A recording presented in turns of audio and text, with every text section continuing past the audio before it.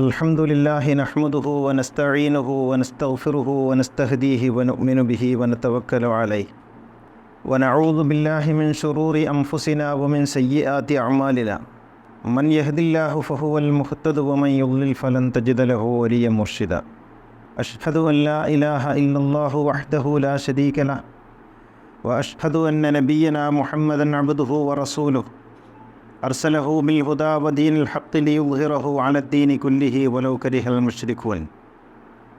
അല്ലാഹുമ്മ സ്വല്ലി അലാ മുഹമ്മദിൻ വആലി മുഹമ്മദ് കമാ സ്വല്ലൈത അലാ ഇബ്രാഹീമ വആലി ഇബ്രാഹീം വബാരിക് അലാ മുഹമ്മദിൻ വആലി മുഹമ്മദ് കമാ ബാരക്ത അലാ ഇബ്രാഹീമ വആലി ഇബ്രാഹീമ ഫിൽ ആലമീന ഇന്നക ഹമീദും മജീദ്.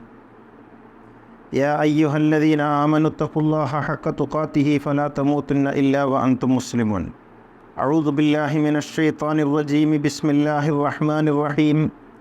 والسارق والسارقة فاقطعوا أيديهما جزاء بما كسبا نكالا من الله والله عزيز حكيم. فمن تاب من بعد ظلمه وأصلح فإن الله يتوب عليه إن الله غفور رحيم. ബഹുമാന്യരായ സഹോദരന്മാരെ, സഹോദരികളെ, അല്ലാഹു തആല നമുക്ക് നൽകിയിട്ടുള്ള നിയമനിർദ്ദേശങ്ങൾക്കനുസൃതമായി ജീവിതത്തെ ക്രമീകരിക്കണമെന്ന് എന്നെയും നിങ്ങളെയും ഉണർത്തുകയാണ്. അല്ലാഹു നമ്മെ എല്ലാവരെയും മുത്തഖികളിൽ ഉൾപ്പെടുത്തി അനുഗ്രഹിക്കുമാറാകട്ടെ. കഴിഞ്ഞ ഖുതുബയിൽ സൗദി അറേബ്യയിലെ ജയിലിൽ കഴിയുന്ന അബ്ദുറഹീമിൻ്റെ മോചനത്തിന് വേണ്ടി മലയാളികളെല്ലാവരും കൂടി സ്വരുക്കൂട്ടിയ 34 കോടി രൂപയുടെ ബലത്തിൽ അദ്ദേഹത്തിനെ മോചിപ്പിക്കുന്നതിന് വേണ്ടിയുള്ള നടപടിക്രമങ്ങൾ പൂർത്തിയായതിനെക്കുറിച്ചും അതുയർത്തുന്ന ചില നൈതികമായ കാര്യങ്ങളെക്കുറിച്ചും നാം സംസാരിക്കുകയുണ്ടായി. റഹീമിൻ്റെ മോചനം എല്ലാവരെയും പോലെ നാം ആഗ്രഹിക്കുകയും അതോടൊപ്പം നിൽക്കുകയും അതിനുവേണ്ടി പ്രവർത്തിച്ച എല്ലാവരെയും അഭിനന്ദിക്കുകയും ചെയ്യുന്നു. അതോടൊപ്പം തന്നെ റഹീമിന് ഈ ഗതി വരുന്നതിന് കാരണമായിട്ടുള്ള നിയമവ്യവസ്ഥയെക്കുറിച്ചുള്ള ചില ആശങ്കകളും നമ്മളൊന്ന് ഉയർത്തുകയുണ്ടായി. ഈ പ്രഭാഷണം യൂട്യൂബിൽ അപ്ലോഡ് ചെയ്തതോടുകൂടി ധാരാളം ആളുകൾ കേൾക്കുകയും പല വിധത്തിലുള്ള പ്രതികരണങ്ങൾ അതിനുണ്ടാവുകയും ചെയ്തു. കേരളത്തിലെ പല സംഘടനാ നേതാക്കളും മുസ്ലിം പ്രഭാഷകരും ഉൾപ്പെടെ പലരും അനുകൂലമായും പ്രതികൂലമായും പ്രതികരിച്ചു. വളരെ സന്തോഷകരമായ ഒരു കാര്യമാണത്. നമ്മൾ ആഗ്രഹിച്ചതും അതുതന്നെയായിരുന്നു. സമൂഹത്തിൽ ഇതൊരു ചർച്ചയാവുക എന്നുള്ളതായിരുന്നു. അതോടൊപ്പം നമുക്കൊരു ബാധ്യത ഉണ്ടായിട്ടുള്ളത് ശരീഅത്തുമായി ബന്ധപ്പെട്ട ചില വിഷയങ്ങൾ സമൂഹത്തോട് നേർക്കുനേരെ പറയാൻ സമയമായിരിക്കുന്നു എന്നുള്ളതാണത്. അത് പറയേണ്ടതുണ്ട് എന്നുള്ളതാണ്. നമ്മുടെ പൗരോഹിത്യം സംഘടനാ സംവിധാനങ്ങൾക്കതീതമായി മതത്തെ വിൽപ്പനച്ചരക്കാക്കുകയും മതത്തെ തങ്ങളുടെ വരുമാന മാർഗമാക്കുകയും ചെയ്തിട്ടുള്ള പൗരോഹിത്യം എക്കാലത്തും സമൂഹത്തെ പറഞ്ഞ് പറ്റിച്ചിരുന്ന ചില കാര്യങ്ങളുണ്ട്. ഭയപ്പെടുത്തി അതിനപ്പുറത്ത് പറയരുത്, ചിന്തിക്കരുത് എന്ന് സമൂഹത്തിലെ സാധാരണ ജനങ്ങളെ പറഞ്ഞ് ഫലിപ്പിക്കുന്നതിന് വേണ്ടി അവർ ഉപയോഗിച്ചിട്ടുള്ള ചില ടെർമിനോളജികളുണ്ട്. അതിൽ പ്രധാനമാണ് ശരീഅത്ത്. ശരീഅത്ത് എന്ന് കേൾക്കുമ്പോഴേക്കും അത് എന്തോ ഒരു വിശുദ്ധ പശുവാണ്, അത് എന്താണെന്ന് ചോദിച്ചാൽ തന്നെ കുറ്റകരമാണ് എന്നൊക്കെയുള്ള രീതിയിലാണ് ഇവർ പറഞ്ഞ് ഫലിപ്പിച്ചിരിക്കുന്നത്. യഥാർത്ഥത്തിൽ എന്താണ് ശരീഅത്ത്? ആരാണ് ശരീഅത്ത് നൽകിയത്? എന്താണ് ശരീഅത്തിൻ്റെ ചരിത്രം? അത് ഏതേത് മേഖലകളിലൂടെയാണ് കടന്നു വന്നിട്ടുള്ളത്? അതിപ്പോഴെങ്ങനെയാണ് നിലനിൽക്കുന്നത് എന്നതൊക്കെ ആലോചിക്കേണ്ട വിഷയമാണ്. യഥാർത്ഥത്തിൽ ശരീഅത്ത് എന്ന പദത്തിന് നിയമം എന്നേ അർത്ഥമുള്ളൂ. അഥവാ ലോകത്തിൽ മനുഷ്യ സമൂഹത്തിന് സമാധാനപൂർവ്വം ജീവിക്കുന്നതിന് വേണ്ടി ഉള്ള എല്ലാ വ്യാവഹാരിക നിയമങ്ങളും ശരീഅത്ത് എന്നാണ് അറിയപ്പെടേണ്ടത്. ഇസ്ലാമിക ശരീഅത്ത് എന്ന് പറയുന്നത് ആളുകളൊക്കെ വിചാരിച്ചിട്ടുള്ളത്, അല്ലെങ്കിൽ അവരെ വിചാരിപ്പിച്ചിട്ടുള്ളത്, ധരിപ്പിച്ചിട്ടുള്ളത് പടച്ച തമ്പുരാൻ പ്രവാചകന്മാരിലൂടെ നേർക്കുനേരെ ഇതാ ഇങ്ങനെയൊക്കെയാണ് നീങ്ങേണ്ടത് എന്ന് പറഞ്ഞ് അങ്ങ് കൊടുത്തിട്ടുള്ള എന്തോ ഒരു മഹാസംഭവമാണ് എന്നുള്ള അർത്ഥത്തിലാണ്. അങ്ങനെ ഒരു ശരീഅത്തും അള്ളാഹു നൽകിയിട്ടില്ല. അള്ളാഹു നൽകിയിട്ടുള്ളത് ചില അടിസ്ഥാനങ്ങൾ മാത്രമാണ്. ചില അടിസ്ഥാന തത്വങ്ങളാണ് അള്ളാഹു നൽകിയിട്ടുള്ളത്. ആ അടിസ്ഥാന തത്വങ്ങളിൽ ഊന്നി നിന്നുകൊണ്ട് പിൽക്കാലത്ത് പണ്ഡിതന്മാരും എഴുത്തുകാരും ഭാവനാശാലികളുമായിട്ടുള്ള ഗവേഷകർ ഉണ്ടാക്കിയിട്ടുള്ള നിയമവ്യവസ്ഥകളാണ് പിൽക്കാലത്ത് ശരീഅത്ത് എന്നറിയപ്പെടുന്നത്. ശരീഅത്ത് നിയമങ്ങൾ നേർക്കുനേരെ അള്ളാഹു പറഞ്ഞിട്ടില്ല എന്നർത്ഥം. അള്ളാഹു നൽകിയിട്ടുള്ളത് ചില അടിസ്ഥാനങ്ങളാണ്. ആ അടിസ്ഥാനങ്ങൾ മൂല്യങ്ങളാണ്. നീതി ഒരടിസ്ഥാനമാണ്, സത്യം ഒരടിസ്ഥാനമാണ്, ധർമ്മം വേറൊരു അടിസ്ഥാനമാണ്, കാരുണ്യം മറ്റൊരടിസ്ഥാനമാണ്. ഇങ്ങനെയുള്ള ചില അടിസ്ഥാനങ്ങൾ നൽകിയിട്ടുണ്ട്. ഈ അടിസ്ഥാനങ്ങളിൽ നിന്നുകൊണ്ട് പിൽക്കാലത്ത് പണ്ഡിതന്മാരും ഗവേഷകരുമായിട്ടുള്ള ആളുകൾ ഒന്നിച്ചോ ഒറ്റയ്ക്കോ ഗവേഷണം ചെയ്ത് ചർച്ച ചെയ്ത് കണ്ടെത്തിയിട്ടുള്ളതോ നിഗമനത്തിലെത്തിയിട്ടുള്ളതോ ആയ കാര്യങ്ങളാണ് പിൽക്കാലത്ത് ശരീഅത്ത് എന്നറിയപ്പെടുന്നത്. ഈ ശരീഅത്ത് എക്കാലവും ഒരുപോലെയല്ല, ഒരു കാലത്ത് തന്നെ ഒരുപോലെയല്ല. ഇന്ന് നമ്മൾ നോക്കാം, ഇന്ന് നമ്മുടെ ലോകത്ത് നിലനിൽക്കുന്ന ശരീഅത്ത് എല്ലായിടത്തും ഒരുപോലെയാണോ? ഒരുപോലെയല്ല. മുമ്പൊരു ഖുതുബയിൽ ഞാനിത് സൂചിപ്പിച്ചിരുന്നു. ഇന്ത്യയിൽ ശരീഅത്ത് നിയമമെന്ന് പറയുന്ന നിയമം അത് പാകിസ്ഥാനിലെ ശരീഅത്ത് നിയമവുമായി വളരെ വ്യത്യാസമുണ്ട്. ഇന്ത്യയിൽ തന്നെയുള്ള ശരീഅത്ത് നിയമം വ്യത്യാസമാണ്. ഷിയ പേഴ്സണൽ ലോയും സുന്നി പേഴ്സണൽ ലോയും വ്യത്യാസമുണ്ട്. അപ്പോൾ ഇതിലേതാണ് ശരീഅത്ത്? പാകിസ്ഥാനിലെ ശരീഅത്ത് നിയമമാണോ ഇന്ത്യയിലെ ശരീഅത്ത് നിയമമാണോ ശരി? ബംഗ്ലാദേശിലെ ശരീഅത്ത് നിയമവും ജോർദാനിലെ ശരീഅത്ത് നിയമവും തമ്മിൽ വ്യത്യാസമുണ്ട്. ഈജിപ്തിലെ ശരീഅത്ത് നിയമവും സൗദി അറേബ്യയിലെ ശരീഅത്ത് നിയമവും തമ്മിൽ വ്യത്യാസമുണ്ട്. മൊറോക്കോയിലെ ശരീഅത്ത് നിയമവും സൊമാലിയയിലെ ശരീഅത്ത് നിയമവും തമ്മിൽ വ്യത്യാസമുണ്ട്. അപ്പോൾ ഈ നിയമങ്ങളൊക്കെയും വ്യത്യാസപ്പെട്ടാണ് ഇരിക്കുന്നത്.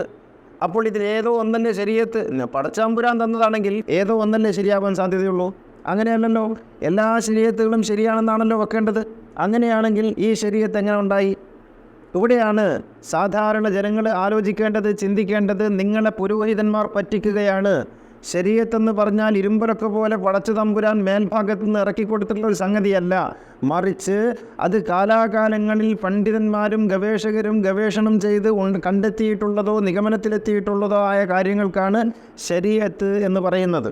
ഇതെപ്പോഴും മാറ്റങ്ങൾക്ക് വിധേയമാണ്, മാറ്റങ്ങളിലൂടെയാണ് സഞ്ചരിച്ചു കൊണ്ടിരുന്നത്, ഇപ്പോഴും മാറിക്കൊണ്ടിരിക്കുന്നു എന്നുള്ളതാണ്.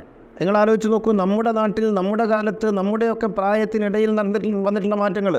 ഒരു 50 കൊല്ലം മുമ്പ് പുരുഷന്മാർക്ക് തലയിൽ മുടി വളർത്താൻ പാടില്ലായിരുന്നു. അത് കുഫ്രിയത്തായിരുന്നു, കാഫിർ എന്നായിരുന്നു അറിയപ്പെട്ടിരുന്നത്. അത് അന്ന് ശരീഅത്തായിരുന്നു, അത് ശരീഅത്ത് എന്നാണ് പറഞ്ഞിരുന്നത്. ഇന്ന് മുടി വളർത്തുന്നത് ശരീഅത്താണ്, അന്ന് മുടി വളർത്താതിരിക്കുന്നത് ശരീഅത്തായിരുന്നു. ഈ ശരീഅത്ത് ആര് മാറ്റി? അതിനിടയിൽ ഒരു പ്രവാചകൻ വന്നോ? ഒരു ഖുർആൻ ഇറങ്ങിയോ? ജിബ്രീൽ വന്നോ? ഇല്ലല്ലോ. മാറി, കാലങ്ങൾക്കനുസരിച്ച് മാറി. ഒരു 50 വർഷങ്ങൾക്ക് മുമ്പ് കല്യാണ വീടുകളിൽ ഫോട്ടോ എടുക്കാൻ പാടില്ലായിരുന്നു. മഹല്ല് പള്ളി ചുമരുകളിൽ ബോർഡുണ്ടായിരുന്നു. വീഡിയോയോ ഫോട്ടോയോ ക്യാമറയോ ഉപയോഗിക്കുന്ന, വീഡിയോ എടുക്കുന്ന, ഫോട്ടോ പിടിക്കുന്ന കല്യാണങ്ങൾക്ക് ഖത്തീബിനെ അയക്കുന്നതല്ലാന്ന് പള്ളികളുടെ ചുമരുകളിൽ ബോർഡ് തൂങ്ങിയിരുന്നു. അങ്ങനെയുള്ള നിക്കാഹ് സദസ്സിൽ നിന്ന് ഖത്തീബുമാർ എഴുന്നേറ്റ് പോയിരുന്നു. അന്നത് ശറഅായിരുന്നു, അത് ഹറാമായിരുന്നു. വീഡിയോ എടുക്കൽ ഹറാമാണ്, ഫോട്ടോ പിടിക്കൽ ഹറാമാണ്, ഹറാമായ കാര്യങ്ങൾ ഉള്ളിടത്ത് നമ്മൾ ചെല്ലൂല എന്ന് പറഞ്ഞിരുന്നു. പിന്നെ ഫത്വ ഉണ്ടായിരുന്നു, കിതാബുകളിൽ എഴുതി വെച്ചിരുന്നു. ഇന്ന് ഫോട്ടോ എടുക്കുന്നു, വീഡിയോ എടുക്കുന്നു, യൂട്യൂബ് ചാനൽ തുടങ്ങുന്നു, യൂട്യൂബ് ചാനലിലൂടെ പലതും നടന്നുകൊണ്ടിരിക്കുന്നു. ഇതൊക്കെ എങ്ങനെ ഹലാലായി? ജിബ്രീൽ വന്നോ? വഹി ഇറങ്ങിയോ? പ്രവാചകൻ വന്നോ? വേറൊരു ഖുർആൻ വന്നോ? ഒന്നുമില്ല. പിന്നെയോ ഗവേഷണത്തിലൂടെ മാറി. ആര് ഗവേഷണം ചെയ്തെന്ന് വെച്ചാൽ ചിലപ്പോൾ ആരും ഗവേഷണം ചെയ്തിട്ടുണ്ടാവില്ല. പക്ഷെ അത് മാറ്റിയില്ലേ? പള്ളികളിൽ ചുമരിൽ തൂങ്ങുന്ന ബോർഡുകളൊക്കെ പെടുത്ത് മാറ്റിയില്ലേ? അതെങ്ങനെ മാറി? ശരീഅത്ത് മാറി. ഏതായിരുന്നു ശരീഅത്ത്? അന്നത്തേതായിരുന്നു ശരീഅത്ത്. അങ്ങനെയാണെങ്കിൽ ഇന്നത്തത് ശരീഅത്ത് അല്ലല്ലോ. ഇന്നത്തതാണോ ശരീഅത്ത്? എങ്കിൽ അന്നത്തത് ശരീഅത്ത് അല്ലല്ലോ. അപ്പോൾ ശരീഅത്ത് എന്ന് പറയുന്നത് ഇങ്ങനെയാണ്. ഇത് കഴിഞ്ഞോ? ഖുർആൻ പരിഭാഷ ഹറാമായിരുന്നല്ലോ, കുഫ്രിയത്തായിരുന്നല്ലോ. പഴയ സുന്നി ടൈംസ് ആരുടെയെങ്കിലും കൈകളിലുണ്ടെങ്കിൽ അതെടുത്ത് വായിച്ചു നോക്കണം. അതിലെഴുതിയിട്ടുണ്ട് ഈ പരിഭാഷ കുഫ്രിയത്തിലേക്ക്. KV മുഹമ്മദ് മുസ്ലിയാർ എന്ന് പറയുന്ന സമസ്തയുടെ നേതാവ് എഴുതിയ ഖുർആൻ പരിഭാഷയെക്കുറിച്ച് അന്നത്തെ സമസ്തയുടെ തന്നെ പണ്ഡിതന്മാരിൽ അഗ്രിമസ്ഥാനീയനായിരുന്ന ഒരാൾ എഴുതിയ ലേഖനത്തിൻ്റെ തലക്കെട്ടാണ് ഈ പരിഭാഷ കുഫ്രിയത്തിലേക്ക് എന്ന് പറഞ്ഞിട്ട്. പരിഭാഷ കുഫ്രിയത്താണ്. ഖുർആനിന് പരിഭാഷ എഴുതാൻ ആർക്കും അവകാശമില്ല, അതിനാർക്കും സാധിക്കുകയില്ല. അതുകൊണ്ട് ഖുർആൻ പരിഭാഷ എഴുതരുത് എന്ന് പറഞ്ഞ് കേരളത്തിൽ വാദകോലാഹലങ്ങൾ ഉണ്ടായിരുന്നില്ലേ? കുഫ്രിയത്താണെന്നല്ലേ തീർപ്പിലെത്തിയത്. എന്നിട്ട് എന്ത് സംഭവിച്ചു? മായിൻകുട്ടി അലിയ എന്ന് പറയുന്ന കണ്ണൂർ ജില്ലയിലെ അറക്കൽ തറവാടുമായി ബന്ധപ്പെട്ട തറവാടുമായി ബന്ധപ്പെട്ട ഒരു പണ്ഡിതൻ എഴുതിയ ഖുർആൻ പരിഭാഷ അറബിക്കടലിൽ കൊണ്ടുപോയി മുക്കേണ്ടി വന്നില്ലേ? അത് കുഫ്രിയത്താണെന്ന് പറഞ്ഞിട്ട്. ഇന്ന് ഏത് സംഘടനക്കാ പരിഭാഷ ഇല്ലാത്തത്? അതെപ്പോഴാ ഹലാലായത്? ഏത് പ്രവാചകൻ അതിനിടയിൽ വന്ന് പറഞ്ഞത്? ഇല്ലല്ലോ. എന്താ കാര്യം? അന്ന് അത് ശരീഅത്തായിരുന്നു, പരിഭാഷ ഇറക്കാൻ പാടില്ല എന്നുള്ളത്. ഇന്ന് പരിഭാഷ ഇറക്കാമെന്നുള്ളത് ശരീഅത്തായി. അപ്പോൾ ഏത് ശരീഅത്താണ് ശരി? ശരീഅത്ത് മാറിയില്ലേ? പെൺകുട്ടികൾക്ക് എഴുത്ത് പഠിക്കാൻ പാടില്ലായിരുന്നു, സ്കൂളിൽ പോകാൻ പാടില്ലായിരുന്നു, പുറത്തിറങ്ങാൻ പാടില്ലായിരുന്നു. അന്നത് ശരീഅത്തായിരുന്നു. അങ്ങനെ പുറത്തിറങ്ങിയ ആൾക്കാരൊക്കെയും നരകത്തിൻ്റെ അവകാശികളായിരുന്നു. പിന്നീട് പെൺകുട്ടികൾക്ക് കോളേജ് തുടങ്ങാൻ വേണ്ടി മത്സരമായി. എല്ലാവരും സ്വന്തം കോളേജുകൾ തുടങ്ങി. ഏതാണ് ശരീഅത്ത്? അന്നത്തേതാണോ ശരീഅത്ത്? ഇന്നത്തേതാണോ ശരീഅത്ത്? ഇന്നത്തേതാണ് ശരീഅത്തെങ്കിൽ അന്നത്തേത് ശരീഅത്തല്ലല്ലോ. അതിനിടയിൽ എപ്പോഴാണ് മാറ്റം ഉണ്ടായത്? അപ്പോൾ സംഭവം എന്താണ്? ശരീഅത്ത് മാറിക്കൊണ്ടേയിരിക്കുന്നു. രണ്ട് കാലുകളും രണ്ടായി കാണുന്ന പാൻ്റ് ഇട്ടാൽ നിസ്കാരം സഹീഹാവാത്ത കാലം ഉണ്ടായിരുന്നല്ലോ. ഇന്ന് പാൻ്റ് ഇട്ടുകൊണ്ടല്ലേ ഇമാം പോലും നിസ്കരിക്കുന്നത്. അപ്പോൾ എപ്പോഴാണ് മാറിയത്? എവിടെ വെച്ചാൽ മാറിയത്? ഇങ്ങനെ ഓരോന്നോരോന്ന് നോക്കണം. ക്രോപ്പ് ചെയ്യാൻ പാടില്ലായിരുന്നല്ലോ, ഇന്ന് മുടി ക്രോപ്പ് ചെയ്യുന്നുണ്ടല്ലോ. ഏതാ ശരീഅത്ത്? എന്നിങ്ങനെ തുടങ്ങി എത്രയെത്ര കാര്യങ്ങൾ നമുക്ക് പറയാൻ പറ്റും. അപ്പോൾ ശരീഅത്ത് മാറ്റങ്ങളിലൂടെയാണ് സഞ്ചരിക്കുന്നത്, മാറിക്കൊണ്ടേയിരിക്കുന്നുണ്ട്. മാറ്റം പാടില്ല എന്ന് പറയുന്നവർ പോലും മാറ്റത്തെ ഉൾക്കൊണ്ടുകൊണ്ടാണ് പറയുന്നത്. ശരീഅത്ത് മാറണം, മാറിയാലേ അത് ശരീഅത്താവുള്ളൂ. അപ്പോൾ ശരീഅത്ത് എന്ന് പറയുന്നത് അള്ളാഹു നൽകിയിട്ടുള്ള അടിസ്ഥാനങ്ങളിൽ നിന്നുകൊണ്ട് നടത്തുന്ന ഗവേഷണങ്ങളുടെ ഫലമായി കണ്ടെത്തുന്ന നിഗമനങ്ങൾക്കാണ് ശരീഅത്ത് എന്ന് പറയുന്നത്. ആ ശരീഅത്ത് ഇന്ന് കണ്ടെത്തിയതല്ല, നാളെ കണ്ടെത്തിയതല്ല മറ്റന്നാൾ. അത് സമൂഹത്തിൽ ഇങ്ങനെ മാറി ഉണ്ടായിക്കൊണ്ടിരിക്കും. അപ്പോൾ ശരീഅത്ത് മാറണം. ഇത് നമ്മൾ മനസ്സിലാക്കിയാൽ നമ്മൾ ഒന്നാമതായി പറയേണ്ട കാര്യം, നിലവിലുള്ള ശരീഅത്ത് നിയമങ്ങളിൽ മനുഷ്യത്വ വിരുദ്ധമായിട്ട് കടന്നുകൂടിയിട്ടുള്ള എല്ലാം മാറ്റണം എന്നാണ്. എന്തൊക്കെയാണ് മനുഷ്യത്വ വിരുദ്ധം? ഇസ്ലാമിക ശരീഅത്ത് ഇന്നുള്ളതുപോലെ നടപ്പിലാക്കിയാൽ, ഞാൻ ചോദിക്കുന്നു, ഇന്നുള്ളതുപോലെ കിതാബുകളിൽ എഴുതി വെക്കപ്പെട്ടതുപോലെ ഇസ്ലാമിക ശരീഅത്ത് നടപ്പിലാക്കിയാൽ ലോകത്ത് ഇത്രമേൽ ക്രൂരമായ, മാനവവിരുദ്ധമായ, മനുഷ്യന്മാർക്ക് ഉൾക്കൊള്ളാൻ കഴിയാത്ത അപരിഷ്കൃതമായ മറ്റൊരു നിയമവും ലോകത്തുണ്ടാവില്ല. മറ്റേത് നിയമങ്ങളെക്കാളും കാടത്തം നിറഞ്ഞ നിയമമാണ്, ക്രൂരത നിറഞ്ഞ നിയമമാണ് നിലവിലുള്ള ഇസ്ലാമിക ശരീഅത്ത് എന്ന് ഞാൻ പറയും. അത് സ്ത്രീ വിരുദ്ധമാണ്, മനുഷ്യവിരുദ്ധമാണ്, മൂല്യവിരുദ്ധമാണ്. ഉദാഹരണം പറയാം. ഇസ്ലാമിക ശരീഅത്തിൽ അടിമത്തമുണ്ട് ഇല്ലാന്ന് ഏതെങ്കിലും ഒരു മുസ്ലിയാർ പറയുമോ?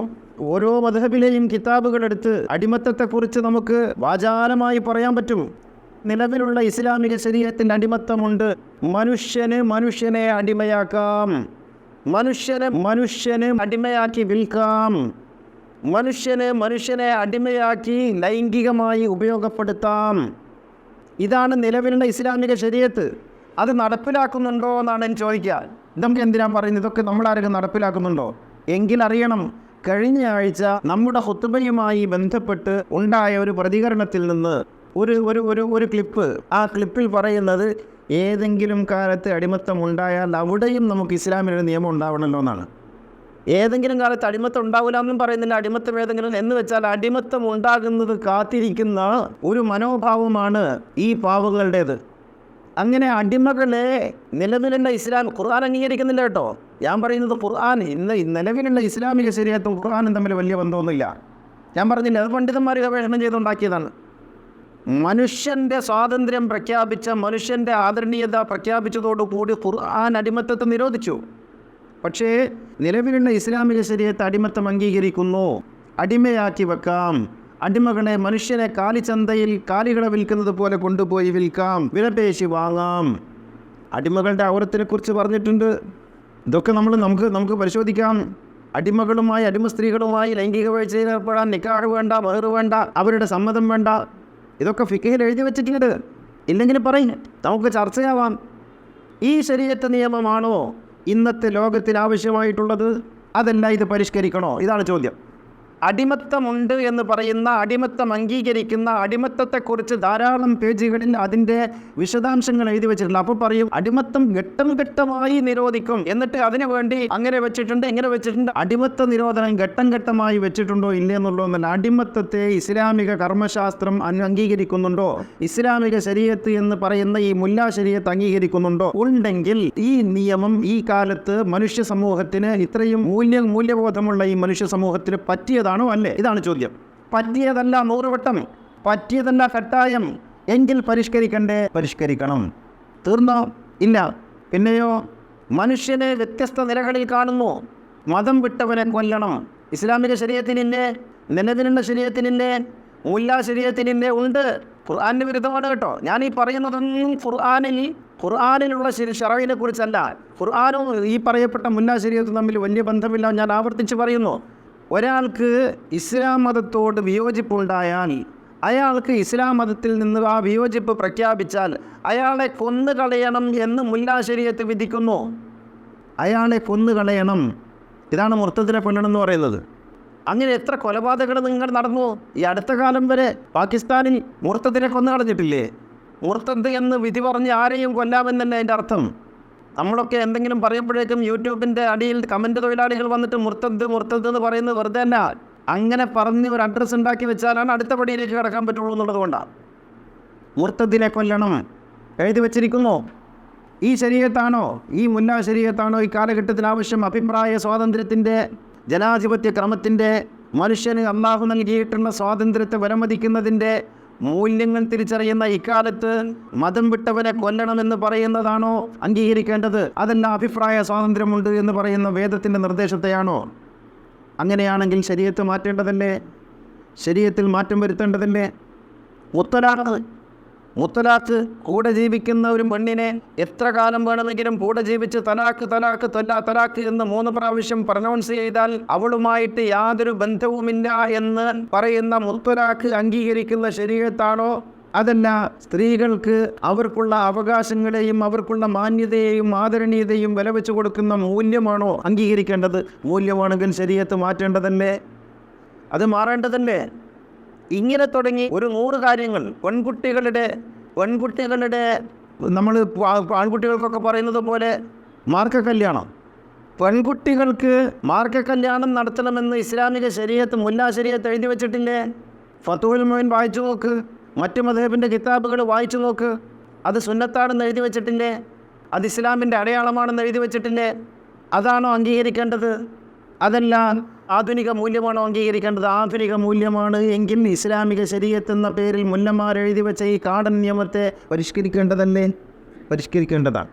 ഇങ്ങനെ തുടങ്ങി മഹ്റം, ഒരു സ്ത്രീക്ക് യാത്ര ചെയ്യണമെങ്കിൽ കൂടെ വിവാഹബന്ധം നിഷിദ്ധമായ പുരുഷനുണ്ടായിരിക്കണമെന്ന് എഴുതി വെച്ച കർമ്മശാസ്ത്രം, ഒരു സ്ത്രീക്ക് എങ്ങോട്ടും അവൾക്ക് നിർഭയം സഞ്ചരിക്കാവുന്ന ഒരു അന്തരീക്ഷത്തെക്കുറിച്ച് സ്വപ്നം കണ്ട പ്രവാചകൻ ഒരു വഴിക്ക്, മുല്ലാ ശരീഅത്ത് വേറൊരു വഴിക്ക്. ഇവിടെ ഈ ശരീഅത്തനുസരിച്ച് പെൺകുട്ടികൾക്ക്, സ്ത്രീകൾക്ക് ഒറ്റയ്ക്ക് എവിടെയും യാത്ര ചെയ്യാൻ പറ്റില്ല, എവിടെയും പോകാൻ പറ്റില്ല. അവരെത്ര വിദ്യാഭ്യാസമുള്ളവരാണെങ്കിലും അവരെത്ര ഉയർന്ന അവസ്ഥയിലുള്ളവരാണെങ്കിലും പോകാൻ പറ്റില്ല. സ്ത്രീയാണ് എന്ന കാരണത്താൽ അവർക്ക് പോകാൻ പറ്റില്ല. ഇസ്ലാമിക ശരീഅത്ത് അതാണെങ്കിൽ അത് പരിഷ്കരിക്കേണ്ടതല്ലേ? ആധുനിക ലോകത്തിനും കാലത്തിനും പറ്റിയതാണോ? അല്ല. ഇങ്ങനെ തുടങ്ങി ഒരു 100 നിയമങ്ങൾ നമുക്ക് കാണിക്കാൻ പറ്റും. ഇതെല്ലാം യഥാർത്ഥത്തിൽ ആധുനിക ലോകത്തിന് പറ്റാത്ത പലതുമാണ് എഴുതി വച്ചിട്ടുള്ളത്. ഇവിടെ ഒന്നും തീരുന്നില്ല. ഇനി കൊലപാതകത്തിൻ്റെ കാര്യമെടുത്താൽ, ഒരു അമുസ്ലിമിനെ കൊന്നാൽ ഉള്ള ശിക്ഷയും ഒരു മുസ്ലിമിനെ കൊന്നാലുള്ള ശിക്ഷയും രണ്ടല്ലേ? അല്ലേ? രണ്ടാണ്. നിങ്ങളുടെ ഫിഖ്ഹിൻ്റെ കിതാബുകളെടുത്ത് വായിക്കേ. ഒരു മുസ്ലിമിനെ കൊന്നാലുള്ള ശിക്ഷ പോലെയല്ല ഒരു അമുസ്ലിമിനെ കൊന്നാൽ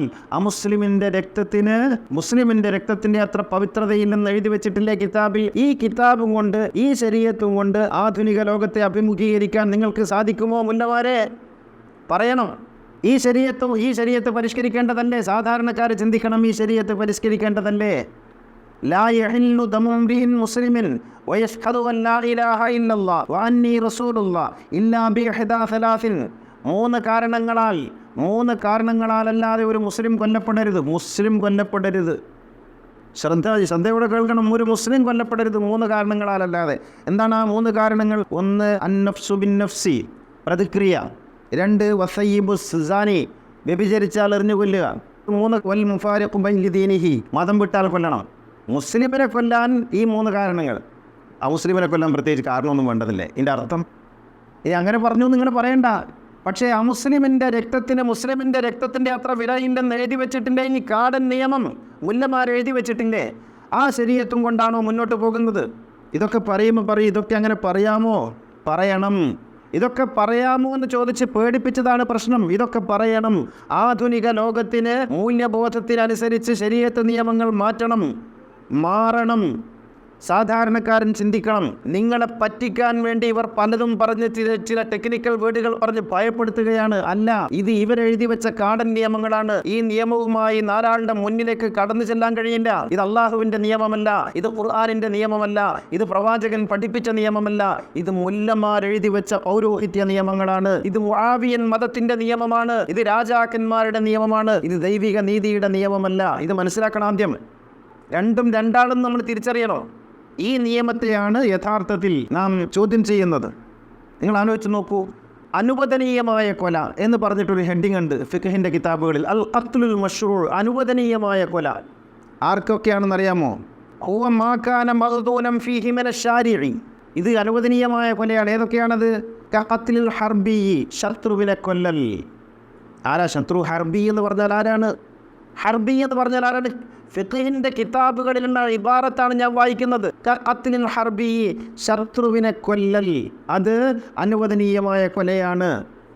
വൽ മുർത്തദ്ദി, മതം വിട്ടവനെ കൊല്ലൽ അനുവദനീയമായ കൊലയാണ്. വസ്സാനിൽ മുഹ്സിനി, വിവാഹിതനായ വ്യഭിചാരിയെ കൊല്ലൽ അനുവദനീയമായ കൊലയാണ്. വഖാതിഇ ത്വരീഖി, കൊള്ളക്കാരനെ കൊല്ലൽ അനുവദനീയമായ കൊലയാണ്. വഹാദൽ ഇദ്നു മിനശ് ശാരിഇ ലിൽ ഇമാമി ലാ ലിൽ അഫ്റാദ്, ഇത് ഭരണകൂടത്തിൻ്റെ ഭരണകർത്താക്കൾക്കാണ് ബാധകമായിട്ടുള്ളത്, വ്യക്തികൾ ചെയ്യരുത്. അതൊരു നല്ല കാര്യം. പക്ഷേ ഭരണകർത്താക്കൾക്ക് ആരെയൊക്കെ കൊല്ലാം? ആരെയൊക്കെ കൊല്ലാം? ശത്രുവെന്ന് പറഞ്ഞൊരാളെ കൊല്ലാം. എക്കാലവും ഫാഷിസ്റ്റ് ഭരണകൂടം നടപ്പിലാക്കിയിട്ടുള്ളത് ഇത് തന്നെയല്ലേ?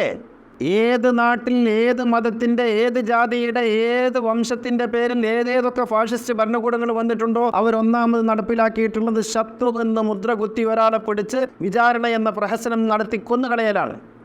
അത് തന്നെയല്ലേ ഇത് എഴുതി വെച്ചത്? ഈ ഭരണത്തിൻ്റെ പേര് ഫാഷിസ്റ്റ് ഭരണമെന്നല്ലേ? അത് പറഞ്ഞപ്പോൾ എന്തിനാ ആളിളകുന്നത്? ഇതേ ശരീഅത്ത് അതന്നെ നടപ്പിലാക്കാൻ ആഗ്രഹിക്കുന്നത്. ഏത്? ശത്രുവിനെ കൊല്ലണം, അത് അനുവദനീയമായ കൊലയാണ് എന്ന് പറഞ്ഞ ശരീഅത്ത്. ഞാൻ പറയുന്നത് പ്രിയമുള്ളവരെ, ഇങ്ങനെ തുടങ്ങി ഒരു 100 കാര്യങ്ങളുണ്ട് നമുക്ക് പറയാൻ. ട്രാൻസ്ജെൻഡേഴ്സിനെ കുറിച്ച് വളരെ മോശമായി മാത്രം പരിഗണിക്കുന്ന മുല്ലാ ശരീഅത്ത്, കുട്ടികളുടെ അവകാശങ്ങൾ, കുട്ടികളെ അടിക്കണമെന്ന 7 വയസ്സായാൽ നിസ്കരിക്കാൻ കൽപ്പിക്കണമെന്നും 10 വയസ്സായിട്ടും നിസ്കരിച്ചില്ലെങ്കിൽ അടിക്കണമെന്നും പറയുന്ന ശരീഅത്ത്. എന്ന് വെച്ചാൽ നിസ്കരിച്ചില്ല എന്നുള്ള കാരണത്താൽ ഒരു രക്ഷിതാവ് തൻ്റെ കുട്ടിയെ അടിച്ച് മർദ്ദിച്ച് അവശനാക്കുകയോ കൊല്ലുകയോ ചെയ്താൽ ആ രക്ഷിതാവ് സുന്നത്തെടുത്തയാളാണ്. ആ രക്ഷിതാവ് സുന്നത്ത് ചെയ്ത ആളാണ്. കാരണം അടിക്കണം എന്നാരാ പറഞ്ഞത്? നബി പറഞ്ഞിട്ടുണ്ടെന്നാ പറയുന്നത്.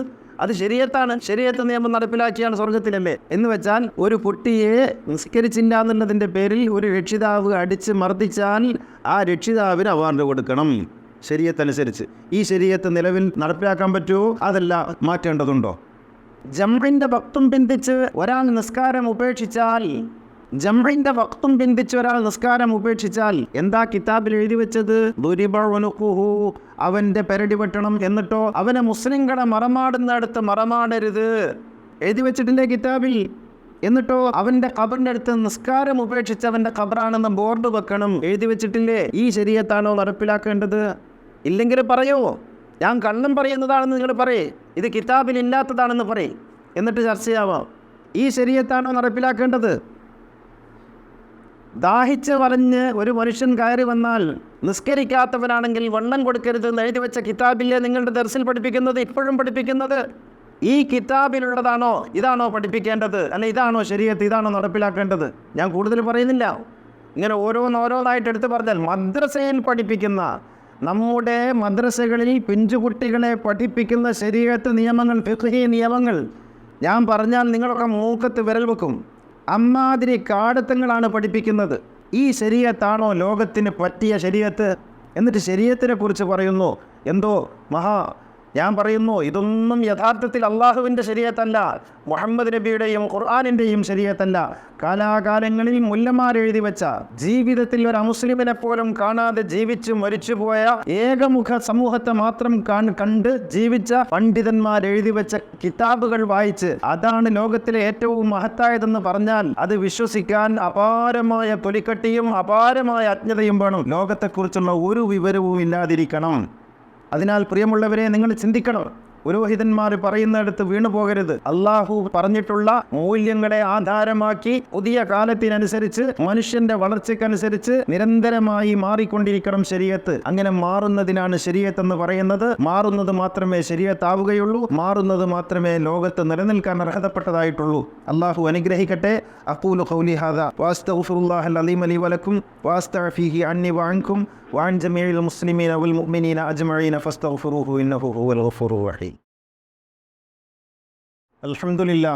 അൽഹംദുലില്ലാഹില്ലദീ ഹദാനാ ലിഹാദാ വമാ കുന്നാ ലിനഹ്തദിയ ലൗലാ അൻ ഹദാനല്ലാഹ്.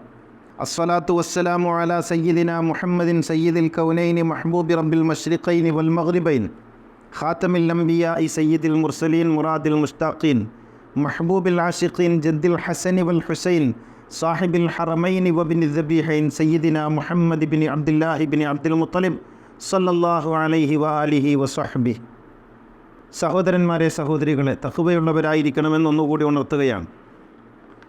പാകിസ്ഥാനിലൊരു നിയമം ഉണ്ടായിരുന്നു. ആ നിയമം ഹുദൂദ് നിയമം എന്നാണ് അറിയപ്പെട്ടിരുന്നത്. ആ നിയമത്തിൻ്റെ പ്രത്യേകത, ഒരു സ്ത്രീ ബലാത്സംഗം ചെയ്യപ്പെട്ടു, അവൾ ഗർഭിണിയായി. ബലാത്സംഗം ചെയ്തത് ആരാണ് എന്ന്, ആരൊക്കെയാണെന്ന് ഈ സ്ത്രീക്ക് നന്നായിട്ടറിയാം. അങ്ങനെ ആ സ്ത്രീ കേസ് കൊടുത്തു കോടതിയിൽ. ഞാൻ ബലാത്കാരത്തിനിരയായി, ഇന്ന ആളുകളൊക്കെയാണ് ബലാത്സംഗം ചെയ്തത്, ഞാൻ ഗർഭിണിയാണ് എന്ന് പറഞ്ഞ് കേസ് കൊടുത്താൽ കോടതി എങ്ങനെയാണ് പരിഗണിക്കാമെന്നറിയാം കേസ്? ഇസ്ലാമിലെ ഹുദൂദ് നിയമം അല്ലെങ്കിൽ ഇസ്ലാമിക ശരീഅത്തിലെ ഹുദൂദ് നിയമം എന്ന് മുല്ലമാർ എഴുതി വെച്ച ഹുദൂദ് നിയമത്തിൻ്റെ അടിസ്ഥാനത്തിൽ ഇതെങ്ങനെ പരിഗണിക്കാമെന്നറിയോ? അവൾ ഗർഭിണിയാണ്, അതുകൊണ്ട് അവൾ വ്യഭിചരിച്ചിട്ടുണ്ട്, ഇത് തീരുമാനമായി. പിന്നെ അവൾ ബലാത്സംഗം ചെയ്യപ്പെട്ടു എന്നുള്ളതിന് 4 സാക്ഷികൾ വേണം. ആര് ഹാജരാക്കണം? ഈ പാവം സ്ത്രീ ഹാജരാക്കണം. അങ്ങനെ 4 സാക്ഷികളെ ഹാജരാക്കാൻ ഈ സ്ത്രീക്ക് സാധിച്ചിട്ടില്ലെങ്കിൽ ഈ സ്ത്രീ വ്യഭിചരിച്ചു എന്ന കാരണത്താൽ എറിഞ്ഞു കൊല്ലപ്പെടും. ഇതാണ് ഹുദൂദ് നിയമം. ബലാത്സംഗം ചെയ്യപ്പെട്ട് ഗർഭിണിയാക്കപ്പെട്ട ഒരു സ്ത്രീ, ഒരു ഇര, കോടതിയിൽ തൻ്റെ ഈ പതിതാവസ്ഥയ്ക്കൊരു പരിഹാരം കാണണമെന്ന് പറഞ്ഞ് കേസ് കൊടുത്താൽ ആ സ്ത്രീക്ക് 4 സാക്ഷികൾ, അത് എങ്ങനെയുള്ള സാക്ഷികളാകണം?